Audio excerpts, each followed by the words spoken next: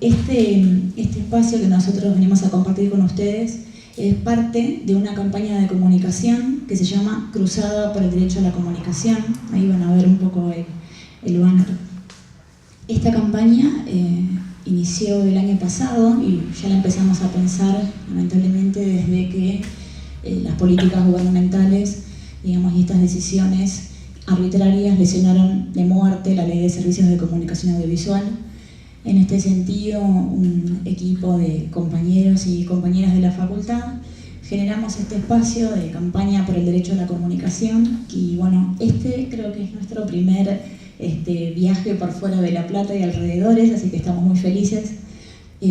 Como bien se llama, cuando pensábamos en el nombre de este espacio, lo pensábamos como una cruzada, lo pensábamos como, digamos, ir a hablar con todos y con todas las compañeras en los distintos espacios, hablar con los distintos actores sociales, de organizaciones, de escuelas, de clubes, de sindicatos, de asociaciones civiles, para poder compartir justamente todas estas cuestiones que por supuesto no se ven en ningún lugar en los medios hegemónicos.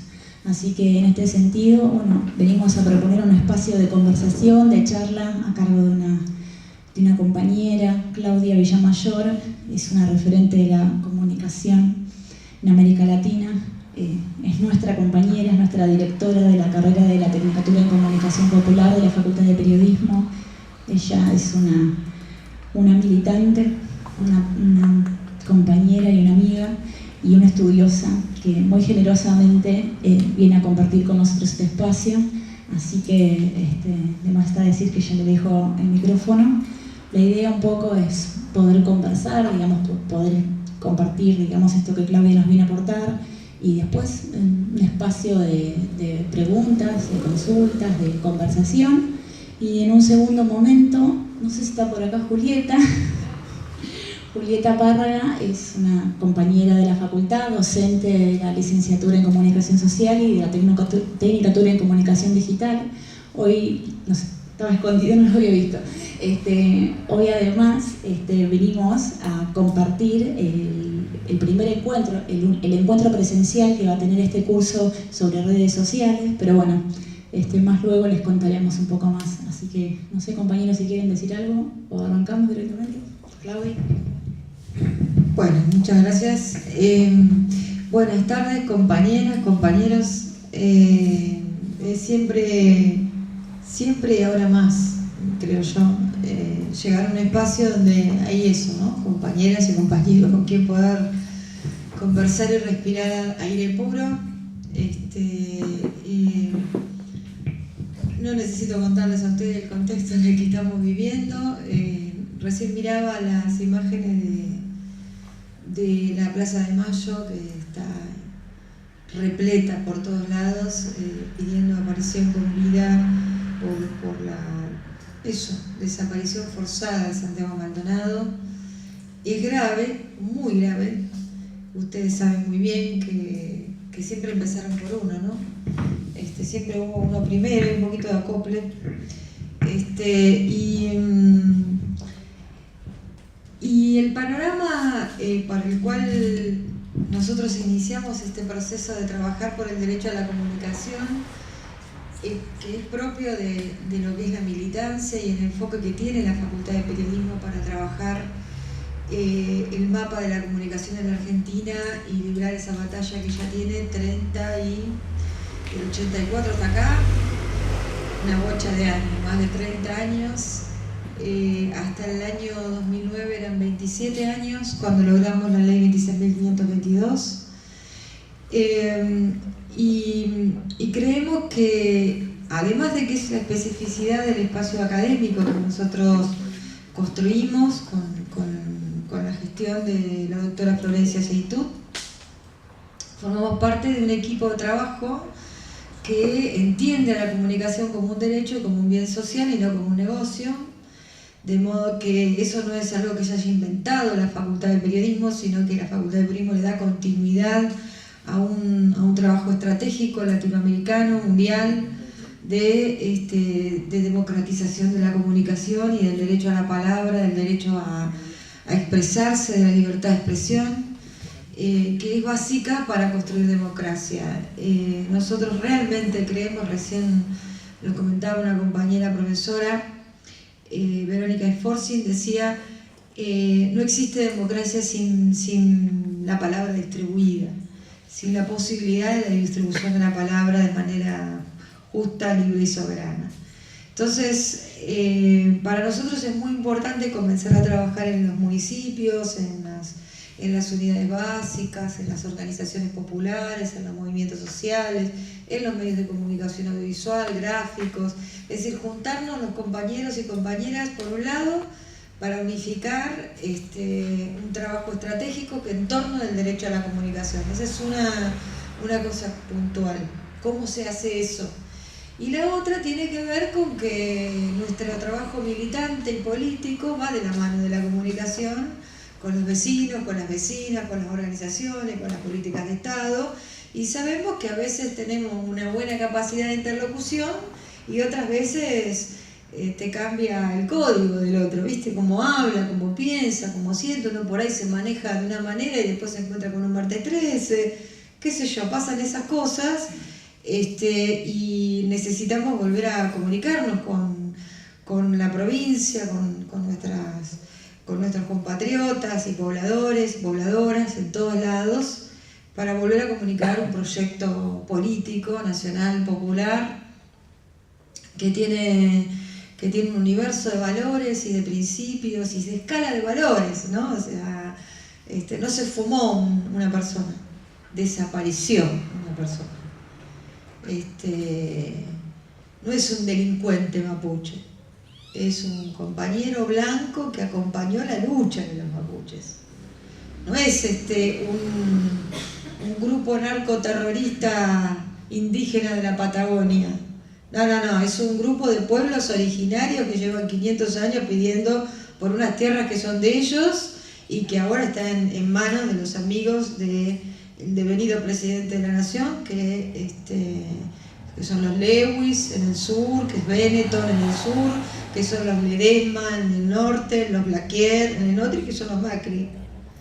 Entonces, esta historia de las tierras no distribuidas, sino más bien apropiadas para hacer negocios que tienen que ver con la contaminación de la tierra, del agua, del consumo energético desigual, la idea extractivista en relación a los recursos naturales, es decir, representan una forma de visión del mundo que se va de patadas, que no tiene nada que ver con la distribución de la tierra, igual que la distribución de la palabra o la distribución de la riqueza.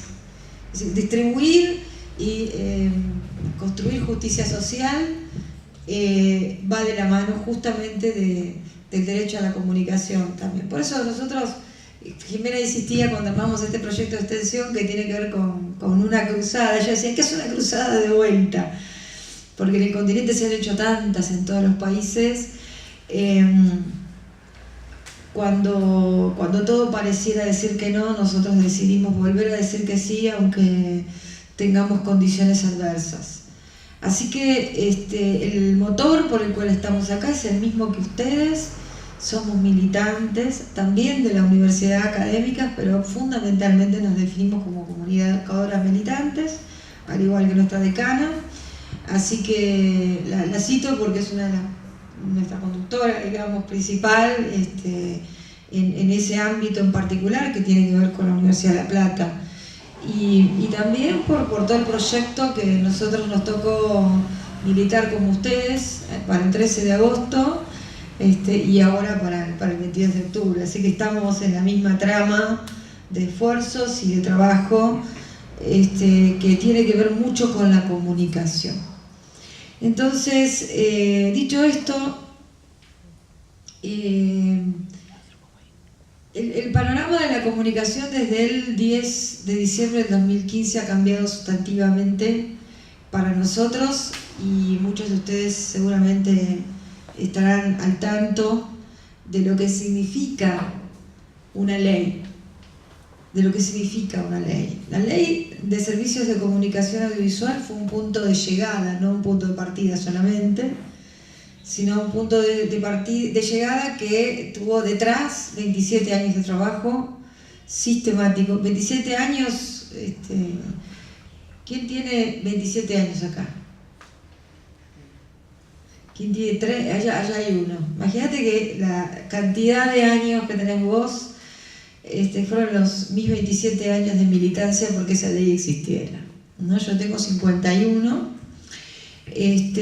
Todos nosotros y nosotras bregamos porque existiera una normativa que contemplara todas las voces de la ciudadanía, todas, la del sector privado, la del sector público y la del sector social. Históricamente en la Argentina teníamos o Estado o mercado, ¿no? Y un Estado que se pretendió, sobre todo de post-dictadura, un Estado que era más bien un facilitador de la concentración mediática y de la existencia de las corporaciones como tal. Nadie se quería meter ni con el Grupo Clarín, ni con el Grupo La Nación, ni con Vila Manzano, ni con todos aquellos que podían detentar el poder y la plata para tener medios de comunicación audiovisual y gráficos. Cada vez que intentamos durante la década del 80, ¿quién tenía 20 en la década del 80? Allá seguro que no, pero muchos de nosotros teníamos 20 o teníamos 30 en la década del 80. En esa época nosotros ya estábamos proponiendo leyes para sustituir, para modificar el decreto ley 22/85, que era el decreto de la dictadura que favorecía el sector concentrado de la economía, en particular de la comunicación en ese caso. Y cada vez que queríamos modificarlo, cada vez que queríamos tener una alternativa, yo me acuerdo que en el año 87, 88 teníamos 42 proyectos propuestos de ley de radiodifusión y ninguno de ellos pudo ser discutido en el Parlamento, ninguno. En la segunda década de la democracia, que fueron los 90, ni hablar. Esa fue la gran etapa de las privatizaciones, que muchos de ustedes se acuerdan perfectamente, ¿no? Crisis de representación política, mucho descreimiento con los partidos políticos, muchas juventudes saliendo de las instituciones tradicionales de la sociedad, de participación, sindicatos, partidos, organizaciones, algunos de las iglesias que tenían mucho compromiso social, un desdibujamiento de la participación en espacios organizados, en las juventudes. Mucha gente descreía de la política como posibilidad de transformación. Entonces mucha gente se fueron a militar, a trabajar, más que en los partidos, sobre todo la gente joven, en organizaciones y en lo que entonces explotó, que eran los medios comunitarios, los medios universitarios. Pero ninguno de estos medios tenían un lugar en la ley. Ni la radio, ni los canales de televisión comunitarios, ni las revistas culturales independientes, ni el papel prensa. El papel prensa tiene dos dueños, que es Bartolomé Mitre y Ernestina Herrera de Noble, la afinada. Entonces, muy difícil era poder lograr una ley alternativa que pudiera reconocer todos los sectores de la sociedad, inclusive los sindicatos. Ningún sindicato podía tener medios de comunicación audiovisual, los pueblos originarios, el movimiento de las mujeres, el movimiento cultural juveniles urbanos, los movimientos universitarios, el movimiento cooperativo, ni hablar. No se permitía tener medios de comunicación, salvo unos pocos que entre el 89 y el 90 se les dieron permisos precarios y provisorios que les permitieron tener medios de comunicación.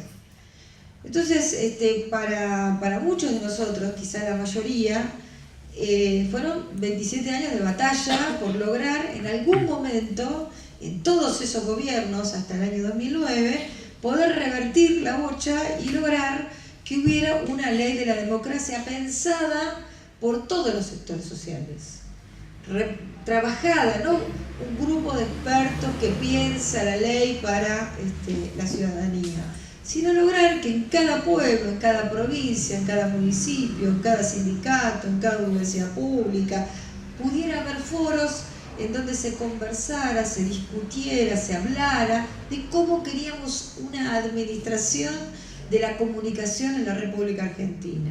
Se hicieron 25 foros, de los cuales ustedes tendrán noticias, en toda la Argentina, 25, en donde pudieron participar todos esos sectores, salvo, y no porque no estuvieran invitados, el sector corporativo que no quiso participar porque no quería una ley participada por los tres sectores.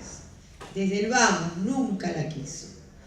Porque su comprensión, como ustedes saben, del derecho a la comunicación o la libertad de expresión no tiene que ver con la libertad de la palabra, sino con la libertad de empresa. No hay que confundir libertad de expresión con libertad de empresa. La libertad de empresa básicamente tiene medios de comunicación aquel que tiene el poder y la plata. Si no tiene poder y no tiene plata, no tiene medios de comunicación, no tiene derecho. En todo caso, yo la tengo, yo lo adquiero, yo compito en las licencias y en todo caso vendrás a hablar, a testimoniar según lo que mis periodistas puedan recoger en cuanto a testimonios sociales sobre los distintos conflictos. Y este era el debate histórico en la Argentina, y no solo en la Argentina, sino de 80 años en el continente, de decir cómo pensamos la comunicación en nuestros países. La pensamos regulada por el mercado, por la competencia en el mercado, esa es una lógica de sociedad, es una lógica cultural y es una lógica comunicacional. Es el tipo de país que vos querés y cómo podés distribuir la palabra. Nosotros le discutimos siempre esa posibilidad por otra, que es entender la figura importantísima, no del mercado, sino del Estado como garante, no como gendarme, sino como garante de la distribución de la palabra. Que sea un Estado presente, que garantice justicia social, independencia económica, soberanía comunicacional. Y la soberanía comunicacional tiene que ver específicamente con, no es una dádiva que el Estado le tiene que dar a un medio comunitario para que se sostenga porque es pobre. Entonces tiene que ser pobre, chiquito, entonces yo lo ayudo porque pobrecito, le voy a instalar una asistencia social para que exista. No. La idea es pensar una sociedad que tenga tres sectores. Vuelvo a reiterar, es el privado, el estatal y el público comunitario, cooperativo, de comunicación con identidad, que así se llaman los pueblos originarios a sus medios de comunicación. Entonces, ese debate durante 27 años siempre lo perdimos a nivel, cada vez que hubo un presidente, el presidente Alfonsín, el presidente Menem, el presidente Larrúa, a los 5 presidentes de una semana, uno le quería plantear esa posibilidad, uno llegaba con las organizaciones y te quedabas en la puerta, literalmente, del Comité Federal de Radiodifusión, el antiguo CONFER, que era un órgano interventor de la dictadura que no habían cambiado en 27 años. Seguían los mismos organismos de la dictadura regulando la posibilidad de que los sectores concentrados de la economía y los medios de comunicación siempre tuvieran el poder de los mismos. Entonces, cuando el entonces presidente Kirchner nos convoca a una reunión donde se pudo explicar qué significaba la idea de la comunicación como derecho y por qué pensar una nueva ley tenía que ver con pensar una ley de la democracia, que nadie quería que a uno le regalaran nada, sino que era poder convencer todos los sectores para distribuir la palabra. Eso tenía que ver con garantizar, radicalizar democracia y ejercer los derechos humanos, como el derecho a la vivienda, a la salud, a la educación, al trabajo, todos los derechos sociales. Uno de esos es el derecho a la comunicación, no es solo el derecho a la comunicación, es la orquesta de los derechos humanos, uno de ellos como el derecho al entretenimiento, el derecho al ocio, el derecho a vivir en un medio ambiente saneado, a las obras sociales, a los seguros médicos, a la salud pública. Bueno, el derecho a la comunicación es parte de esa posibilidad. Y es más, es tan transversal y tan estratégico que sin él los otros no existen. Entonces, bueno, cuando Néstor acepta esa propuesta, ¿se acuerdan de la 125? Cuando asume Cristina, ¿no? Cuando se produce lo de la 125, una rápida lectura, hubo más de una rápida, profundas lecturas, de la cobertura de los medios de comunicación corporativos y de la incidencia de esos medios en la opinión pública respecto de lo que la gente, ciudadanos y ciudadanas, urbanos, periurbanos, rurales, perirurales, pensaban sobre, ¿se acuerdan? El campo, la idea del campo. Cuando ustedes le dicen el campo, ¿qué se imaginan? Yo soy de Saladillo, provincia de Buenos Aires. Mi familia, yo cuando pienso en mi familia, pienso en Eduardo, mi primo, que es un chacarero que vive en el Saladillo, que él con sus propias manos hace la casita de los chanchos, con los requechos que tiene, porque además es un reciclador permanente. Es mi padrino, sembrando girasol y trigo. No es el de la 4x4 que tira la leche en la calle. No es la patronal del campo. Cuando uno veía la cobertura mediática respecto de la idea de campo, el campo proveedor, el campo sano, la gente de campo sana, en realidad el reclamo que había estrictamente del sector de la rural no era el mismo del de mi primo, era radicalmente diferente. Pero el que primó mediáticamente en toda la Argentina fue el de la patronal del campo. Y era curioso una cosa, que el chacarero, que por suerte no fue mi primo, ni mi prima, que laburan en el campo, fueron otros, defendían los intereses de la patronal del campo en lugar del propio. Yo decía, ¿qué está pasando acá? Que como diría ese señor italiano que se llamaba Antonio Gramsci, los valores, Néstor era gramsciano, ¿no? Los valores de la patronal son los valores que defienden lo que no llegan a fin de mes. ¿Cómo es la cosa? Lo que ni se les ocurriría por ahí, tirar la leche o no repartir, o reservarse la comida, el trigo, el pasar el pan, ¿verdad? Entonces ahí hubo una primera bronca que tiene la conducción de nuestra organización, y es pensar, muchas gracias, si los medios se los dejamos a los que son parientes, amigos, testaferros, encubridores de los que defienden la patronal del campo, estamos al horno, porque nos orientan la opinión en función de los intereses de la patronal. Entonces ahí él escuchó de otra manera la propuesta de las organizaciones y de los militantes de la comunicación popular. Es en el primer mandato de la doctora Cristina Fernández de Kirchner cuando nos convocan a esos 25 foros. Cuando el entonces interventor, que era Gabriel Mariotto, que estaba al frente del CONFER, empieza a recorrer la República Argentina, y efectivamente esa es una de las ideas, quizás, de la cruzada, ¿no? La idea de ir pueblo por pueblo, ciudad por ciudad, barrio por barrio. ¿Es poner el cuerpo? Sí. Yo no voy a hablar ahora de lo digital porque se lo voy a dejar a mi compañera, que es otro territorio sustantivo. Hay un territorio también sustantivo que es aquel que patea la calle, que va a lugares así, uno por uno, y conversa. ¿Cómo es la comunicación en Dolores? ¿Cómo se comunica la gente? ¿De quiénes son los canales de televisión? ¿De quiénes son las radios? ¿De quiénes son las revistas? ¿De quiénes son los pasacalles? ¿Dónde se junta la gente? ¿En el bodegón? ¿En la casa? ¿En la carrera Sortija? ¿En la doma? ¿En dónde se junta la gente? ¿Qué gente? Los jóvenes, los veteranos, las veteranas. Y además decir los jóvenes, mucho.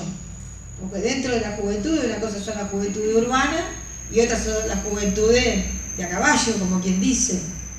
no son los mismos códigos. Entonces tener una sola forma de comunicación es un problema, porque uno cree que le está hablando en estándar y se le queda la mitad de la humanidad fuera del spot, de la pantalla, del programita de radio, del banner, inclusive del timbreado, sí que existen dolores de timbreado. Si ustedes han ido a golpear puerta a puerta, yo hago puerta a puerta todos los sábados con mis compañeras allá en La Plata. Viste, las formas son diversas. Ahora, vos no hablás lo mismo con el más antiguo del pueblo que con el de 15 años que está saliendo del boliche. No se habla de la misma manera. Son interlocuciones distintas. Ahora, no es lo mismo si vos tenés una radio que te cubre Dolores que si no la tenés. Está bien, vos podés hacer el puerta a puerta, podés caminar casa por casa, podés reunirte y armar asamblea, podés juntarte a hacer formación, a trabajar la cloaca, etcétera, hacer la obra pública, lo que vos quieras. Pero los medios de comunicación que te amplían la palabra, si los tenés no es lo mismo que no los tengas. Punto uno. Le explicamos en ese momento en los foros. Segundo, ¿qué es esto de que hablan solo los expertos?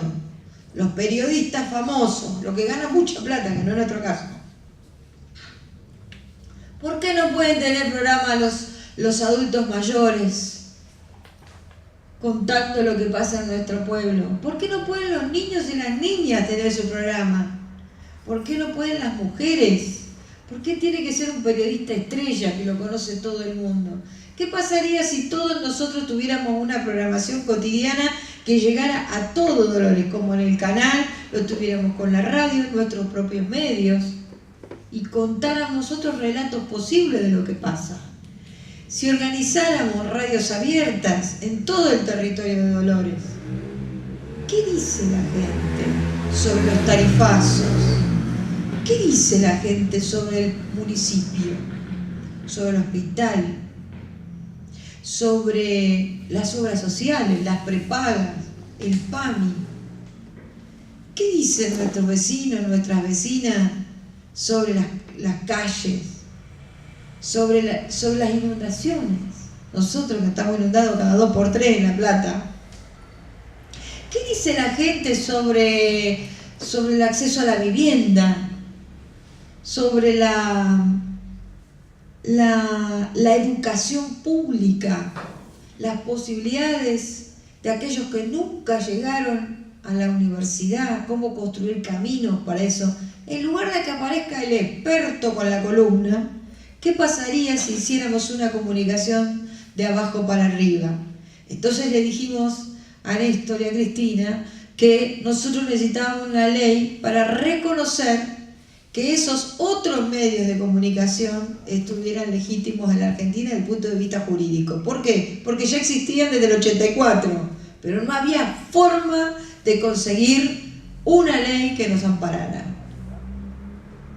Es más, le dijimos, queremos radios y televisoras escolares, que los pueblos originarios tengan sus medios, que los adultos mayores los tengan, que se distribuya el aire de la radio, que se distribuyan las cámaras, que no haya un grupo de medios en una sola mano, que decida qué tiene que opinar la República Argentina.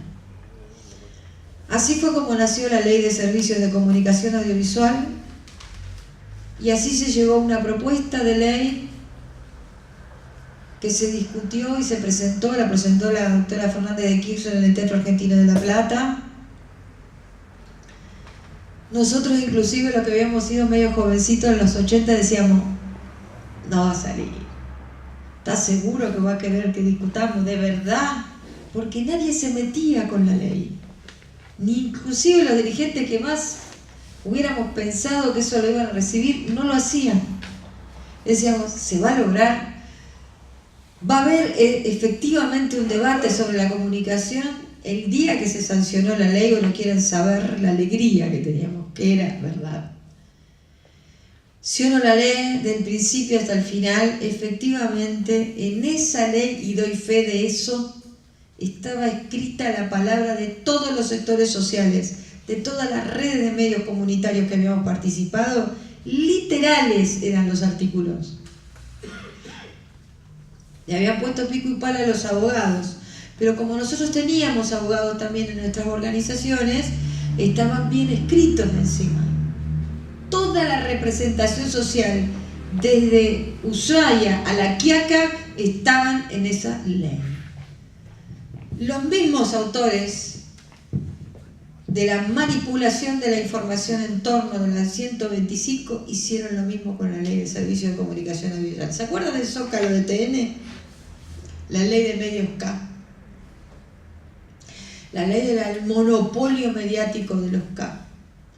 De la centralización del Estado, la demonización del proyecto de distribución de la palabra, al igual que la demonización del proyecto de distribución de la riqueza, o al igual que la demonización del proyecto de la ley de bosque, y así podríamos citar varios. Entonces ahí supimos que una vez sancionada la ley de servicios de comunicación, si la batalla anterior había sido dura, ahora venía peor. Porque ¿qué pasaba? Esa ley le obligaba a los medios de las corporaciones, especialmente al Grupo Clarín, a decirle, mire, usted no puede tener 257 medios y los otros nunca nada. No le estamos diciendo que no tenga medios, sino que no tenga su negocio. Nadie le está diciendo que se calle. Nunca, nunca jamás, nunca, en todos esos 12 años se le dijo a nadie, usted no hable. Nunca. Es mentira lo que le han convencido a la gente, otra gente que no está acá, de que había censura. Nunca jamás eso fue cierto. Y lo digo como periodista, no solo como compañera peronista. Lo digo realmente porque en el ejercicio de la libertad de la palabra, tanto en el sector público, nunca se le dijo, inclusive frente a la infamia del sector corporativo, la Nata podía decir lo que quería, Feynman podía decir lo que quería, Majul podía decir lo que quería, Mañeto pudo decir lo que quería todo el tiempo. Pero nosotros, usted puede decirlo, pero nosotros también tenemos que decirlo. Por un programa de 1 hora y media se volvieron locos. Por un programa de 1 hora y media, 257 medios tenían ellos. 257. Además querían la telefonía celular completa. Además querían el satélite. Además querían el cable. Además querían las distribuidoras de los canales de televisión del sector del cable, las productoras, y el gran drama de esa suerte de mentira que era déjenme pensar diferente, no pongan 6, 7 y 8. Era un programa diario de 1 hora y media. Imagínense ustedes. Yo les estoy hablando de una propiedad de 257 medios que tienen repetidoras locales en toda la Argentina. Porque hay programaciones de medios privados, chiquitos, de pymes, en lo local, que para completar su programación pedían que bajara Radio Mitre en la mitad de su programación. Entonces usted le tiene que agregar a esos 257 las repetidoras de porciones de programación en el territorio. Entonces era una palabra muy monolítica en todo el país, pues es esa misma estrategia que tuvieron con la 125, la tuvieron con la Ley de Servicios de Comunicación Audiovisual. 100 radios comunitarias tiene el Foro Argentino de Radios Comunitarias. 20 emisoras tiene la Asociación Mundial de Radios Comunitarias, Coordinación Argentina. 27 medios comunitarios tiene la Red de Medios Alternativos. 57 radios universitarias de 20 y pico que se fundaron luego de la Ley de Servicios de Comunicación Audiovisual. 400 radios escolares de las escuelas públicas con la comunidad educativa, docentes, niños y niñas, adolescentes, trabajando la historia, la geografía, la educación cívica, que ahora se dice ciudadanía, qué antigua, educación cívica. Ciudadanía, hablando de la historia de su pueblo, de los antiguos de su comunidad, de cómo se arman las comidas locales. Los grandes terroristas tienen 4, 5, 6, 7, 8 años, vienen con bolsitas, deben tener metralletas ahí adentro.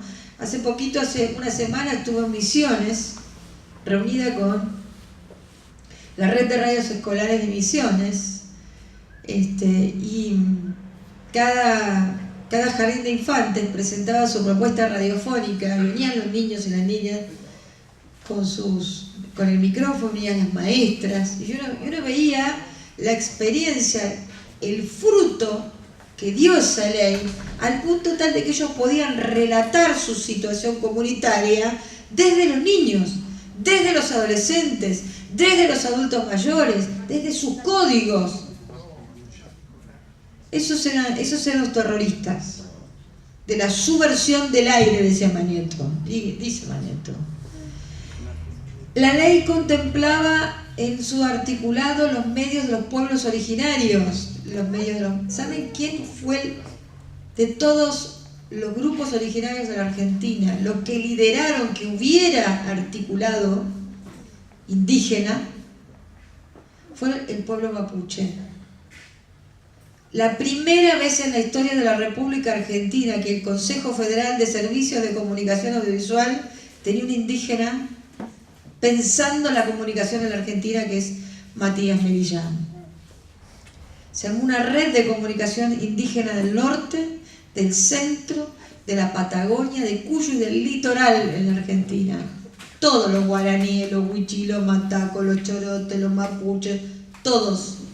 La posibilidad de tener sus medios en sus lenguas, con sus identidades. La distribución de la palabra. El gran drama, y si suena bajada de línea, no tengan la menor duda que lo es.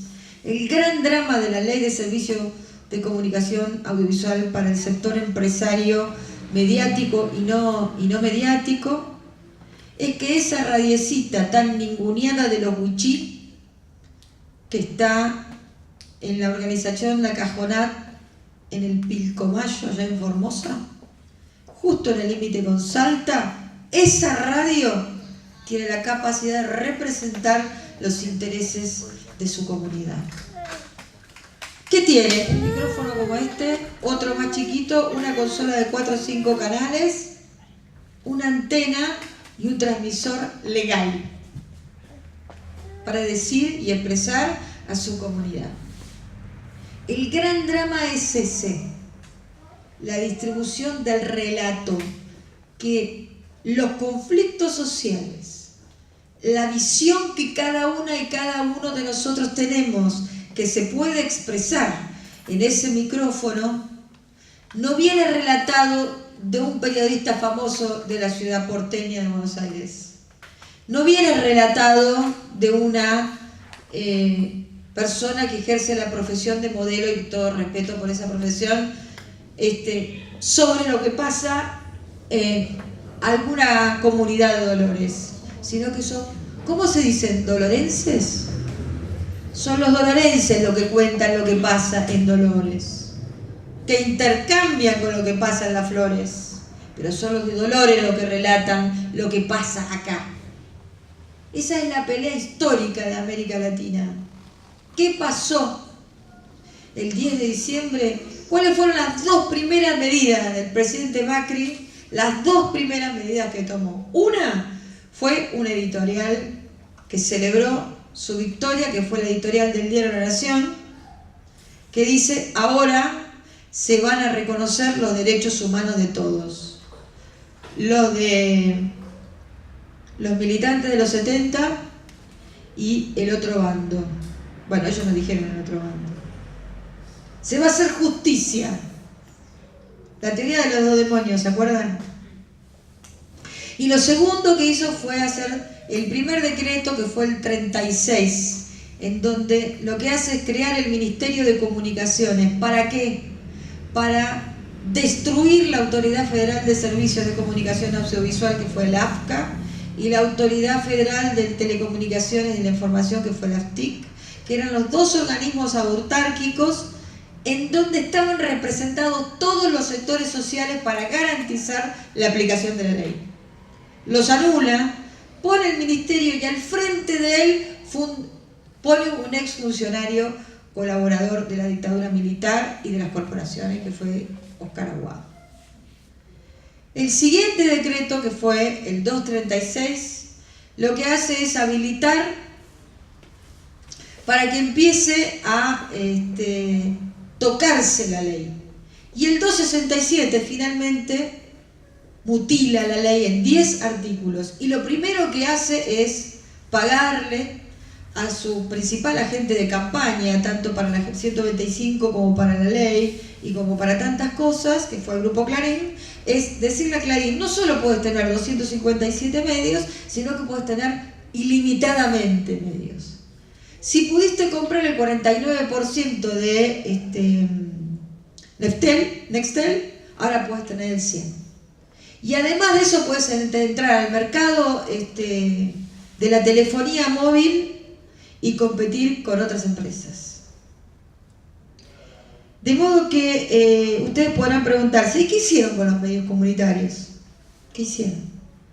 No les tocaron los artículos, pero si vos tenés una antena de 30 metros y un transmisor de 8 kilowatts y el otro está liberado para tener 100 veces o 1000 veces más que eso, tu voz se va a escuchar bajito y la de él se va a escuchar tan alto que no se va a poder oír lo que vos digas.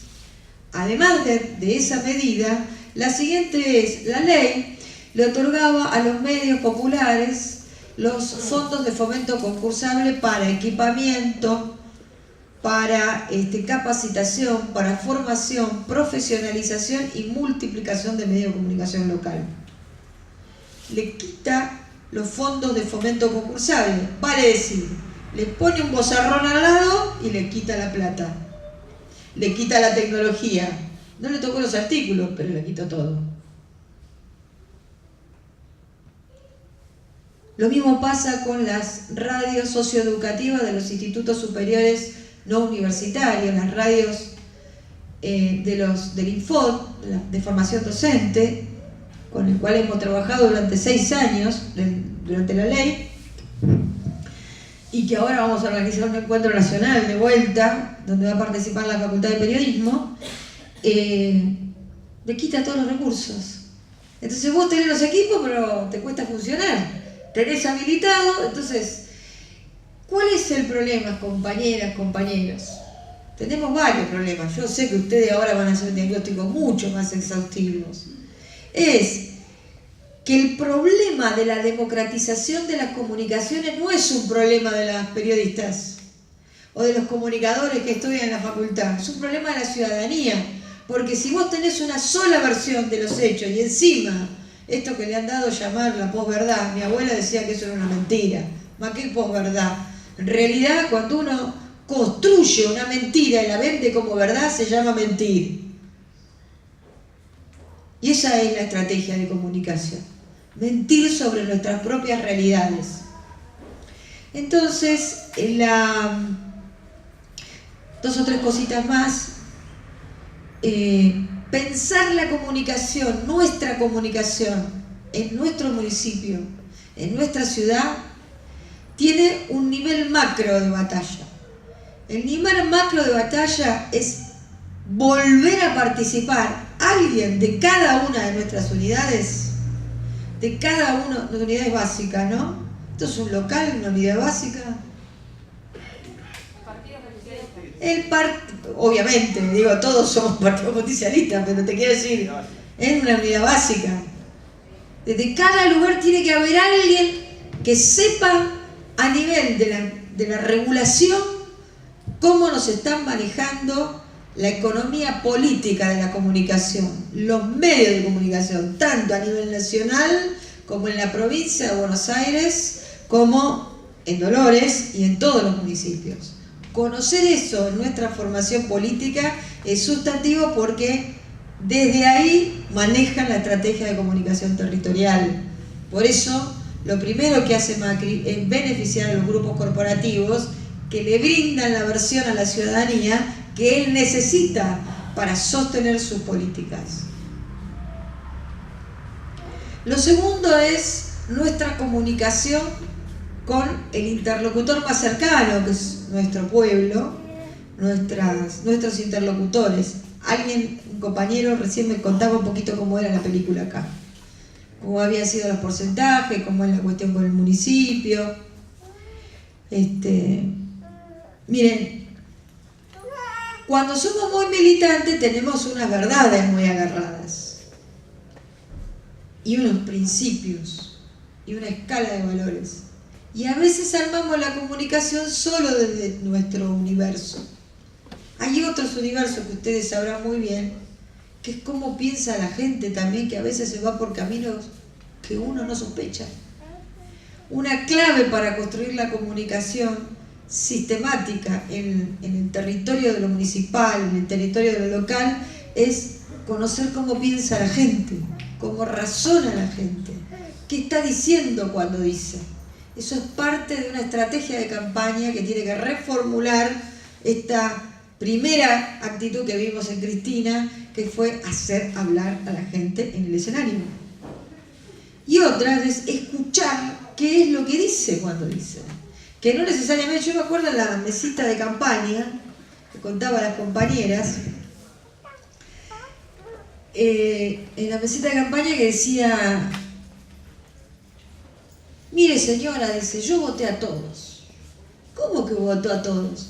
Sí, yo voté a Alfonsín, lo voté a Menem, lo voté a De la Rúa, lo voté a Néstor, la voté a Cristina. Y yo dije, ¿a quién votó ahora?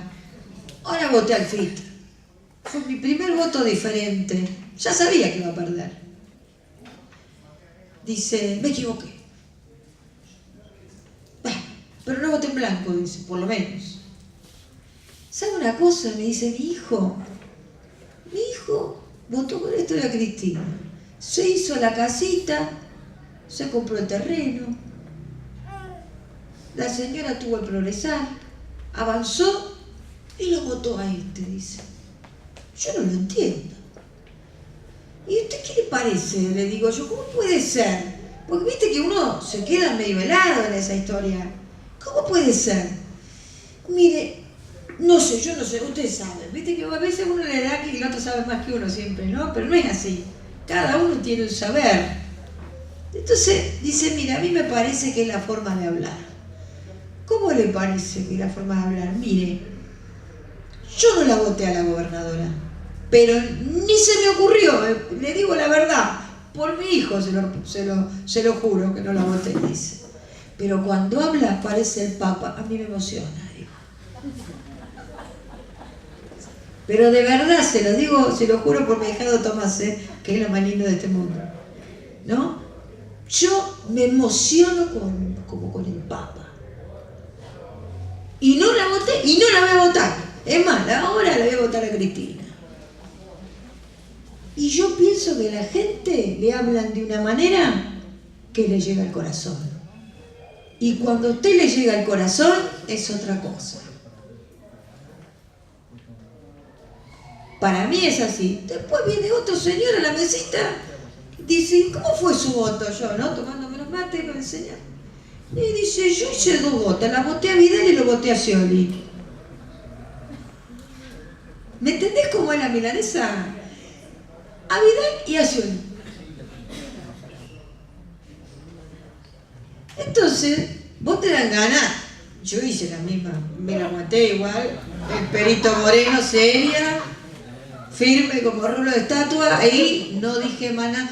Dije, bueno, son opciones. ¿Usted qué votó? No, yo digo, yo lo voté a Scioli como todavía tengo el domicilio en la capital siempre pierdo, le digo, siempre voy de perdedora. Mis compañeras tenían más chances. En la ciudad, a Florencia, la votamos, allá de La Plata. Entonces digo, mirá, La gente sigue caminos sinuosos que no te los imaginás. Entonces, el uso ciudadano del voto, de la participación y de la valoración de las políticas de Estado no son solamente racionales. También tiene que ver cómo uno es con el otro. Cómo uno ha sido. ¿Viste? Como cuando uno llega, nunca pasó esto, que llega a un pueblo o a un barrio y va y le dice a la gente lo que le atiende, la gente le pasa y encima le dice lo que tiene que hacer. A la gente no le gusta eso. Viste que es como siempre vamos, uno el militante épico, nos pasa, me ha pasado. Uno llega y enseguida organiza y le dice al otro, la gente se empieza a tirar para atrás, lo mira de lejito, no le habla porque es educada, no dice nada, después cuando se va al cuarto oscuro y hace lo que quiere. ¿Cómo va a venir a hablar así? Pasan esas cosas. Entonces, la primera pregunta, ¿cómo nos comunicamos nosotros en la militancia? ¿Cómo nos comunicamos? ¿Sabemos cómo se comunica el interlocutor? ¿Quién es? ¿Cómo siente? ¿Qué le pasa? ¿Cómo sufre? ¿Cómo se alegra? ¿Cómo se divierte? ¿Sabemos nosotros? Hay gente que dice, yo vivo ahí, yo conozco a mi gente. Yo tenía un profesor amigo de Cuyo, de Mendoza, se llamaba Daniel Preto Castillo, se llama todavía, que decía, a veces lo más cercano es lo más lejano. Uno cree que conoce que tiene al lado y no conoce nada. Entonces ahí hay otra, la primera clave es entender la macro y la otra es la micro, cuando uno entiende la comunicación con el otro y con la otra. Los medios locales, el cuerpo a cuerpo, el trabajo territorial de la comunicación requiere de formación. Para recuperar la palabra no hace falta solo abrir el micrófono, porque te puede pasar que abriendo el micrófono se te multiplique. A mí me gusta cómo habla. Hay que aprender, me lo digo a mí misma todos los días, a trabajar la interlocución con el otro y la otra. Anda a hablar a los niños, a los adolescentes de 16 años. ¿Ustedes le saben hablar a los adolescentes de 16 años? ¿Es fácil hablar? Para nada. Para nada. Un universo. Y además uno dice, los adolescentes. Hay grupos de adolescentes, tribus de adolescentes. El que le gusta Arjona, el que le gusta Los Redondos. Y hay tribus que le gusta Arjona y Los Redondos juntos. Y vos decís, ahí está como Vidal y bueno.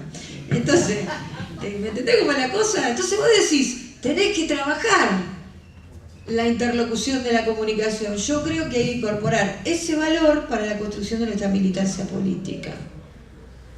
Porque se ve que el punto de llegada un poco nos está fallando. Un poco bastante. Cuando te muestran esos mapas todos amarillentos, a mí me agarra una ira, me agarra una angustia. ¿No les pasa a ustedes? La provincia de Buenos Aires, un bastión nuestro de justicianismo. Algo está pasando en la comunicación del cuerpo a cuerpo, de la escucha, del escuchar. ¿Qué le está pasando?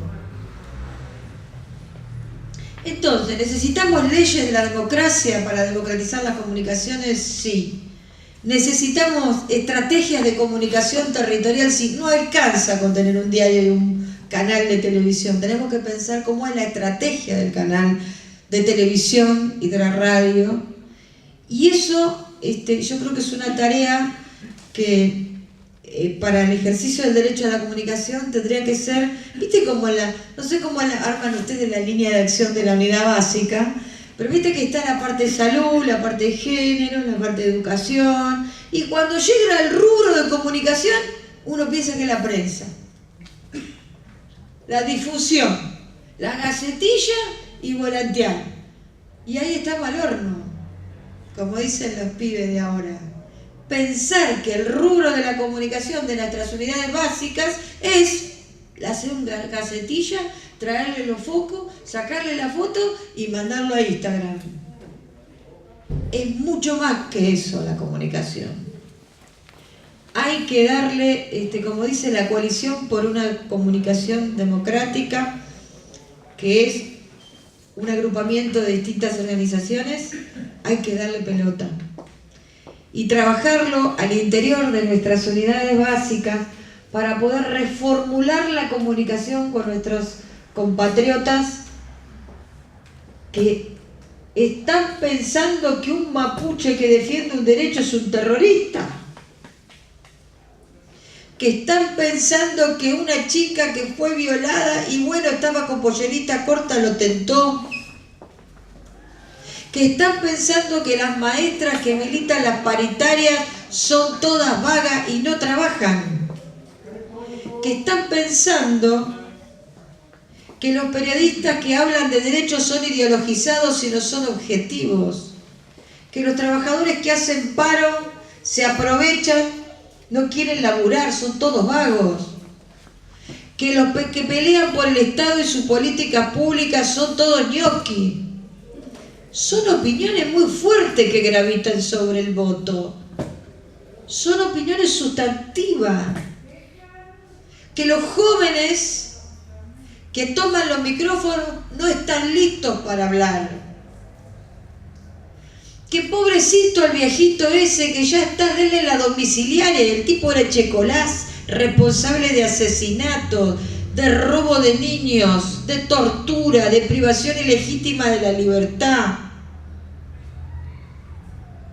Que Pernía puede vivir en un departamento tranquilo, que es de la misma calaña de Checolás, en Palermo. En cambio a Milagro Sala la encierran en un lugar que no es su casa, le ponen 3 puestos de gendarmería y le llenan de alambres de púa los paredones, porque quién sabe qué va a hacer, parece una delincuente asesina serial. Tiene más controlada la visita que la cárcel, donde está. Pero está con su compañero. Y está fuerte. Pero es negra, es colla, es corrupta y es mujer. Entonces ahí tenés, y podría seguir solamente tomando la saga de este señor llamado Esteban Bullrich, que decía que hay que volver a hacer la conquista del desierto. Estamos hablando de Dolores. Acá hay una larga historia en Dolores. Hay que hacer otra conquista del desierto, pero sin armas. Son muy fuertes esas opiniones. Hay que acabar con los juicios laborales, o sea, todo lo que defiende tus derechos parece que es una pretensión de vagos. Esos giros de opinión, ¿dónde se arman? En el micrófono, en la imagen. Y hay porciones de ciudadanía que piensan parecido. Esa es la que te duele más. Y te demuestra que si vos haces una campaña que solo le habla a los convencidos nuestros, uno a veces le parece que todos defienden los derechos humanos, que todos defienden el derecho a la comunicación. No, de los 40 millones de argentinos, derechos no necesariamente es lo mismo que nosotros estamos pensando. Como decía el general, se trata de persuadir. Y para persuadir tenemos que saber qué es lo que está pensando el otro. ¿Y en qué consiste la comunicación popular? En desnaturalizar esas visiones que acabamos de enumerar y tantas otras que tendrán ustedes. Desnaturalizarla quiere decir dejar de que aparezcan como que son normales, de construirla, trabajarla para revertirla. Y para eso no hay mejor estrategia que la toma de la palabra. Lograr facilitar espacios de comunicación en nuestra comunidad donde la gente hable. Y no solo hable, como diría Florencia, no solo escuchar y que hable, donde también podamos hablar nosotros y nosotras. Que no es lo mismo que ir a hablar nosotros, ¿viste? Unidireccionalmente, sino hay que trabajar la comunicación más desde todos los rincones. Eso se puede aprender, por supuesto. Todos los militantes, no es un problema solo de los comunicadores, sino de todos los militantes, compañeras y compañeras para poder hacerlo. Y hay otro territorio del cual no voy a hablar, y es fundamental, que son las redes digitales, no necesariamente sociales, pero como tengo una experta joven que sabe mucho más que yo sobre eso, le voy a ceder la palabra. Muchas gracias.